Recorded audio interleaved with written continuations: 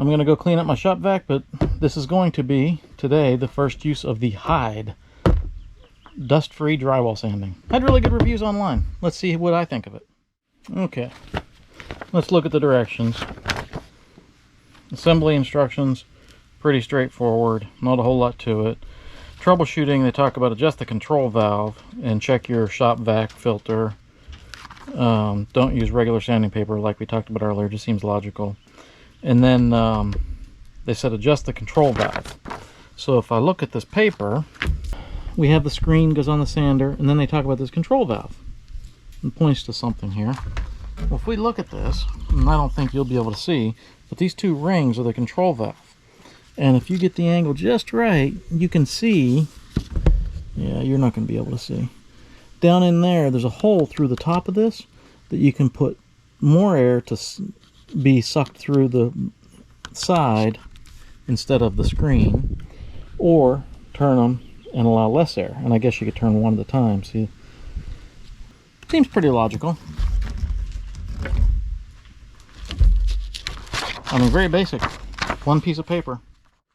Alright, well, for my shop vac, which I thought was on the larger side, but I guess it's more on the smaller side, I didn't need this adapter.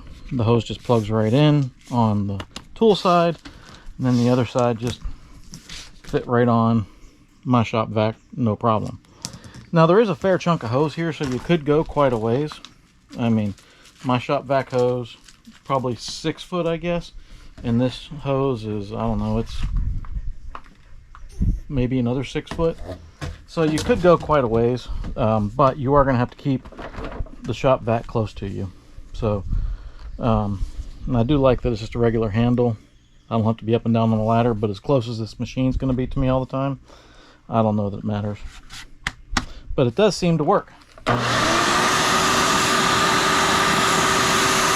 Control valves, you can hear them.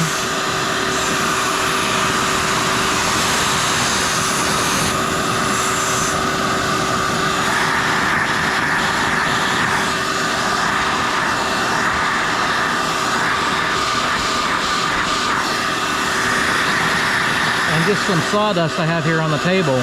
It is picking up some sawdust. I don't want to sand 2x4s.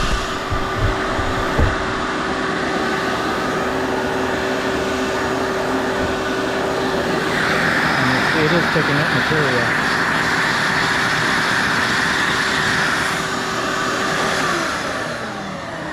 Proof will be in the pudding.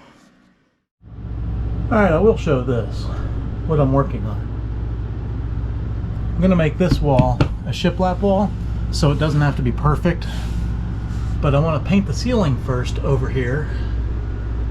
I've learned I am not a tape and bed person. But using that sander, notice the lack of dust in the air. I just finished like 2 minutes ago. Just took time to put the sander down, look at the cloth. Yes, I know that piece is upside down. We're going to ignore that. I've seen some videos online from some carpenters that say you can do that, but you have to do more cleaning and texturing on this side because it's not as finished as the other side. But not a problem. I measured twice, then I cut and I came inside and I measured upside down. So you get what you get. So after I sanded it all, I put a little more mud on there to smooth it out some more, and then I'll sand it again. But I just sanded over there around the corner here, and there's no dust. I sanded this line. It does get a little dusty, like on your hands and whatnot, and it leaves, you know, I sanded this wall a little bit just to play. You see there's dust on my hand, but no real dust in the air. So I think I'm going to keep using that little drywall sander vacuum thing. Little comment after using this Hyde dust-free drywall sanding kit is, even if you only get a short little 1 foot handle or something, it would be good to have something there. It was You know, just holding on to this T section right here is not the easiest. So I went and I got a broom handle. It fit perfect and it made it easier. You just have to not be directly underneath.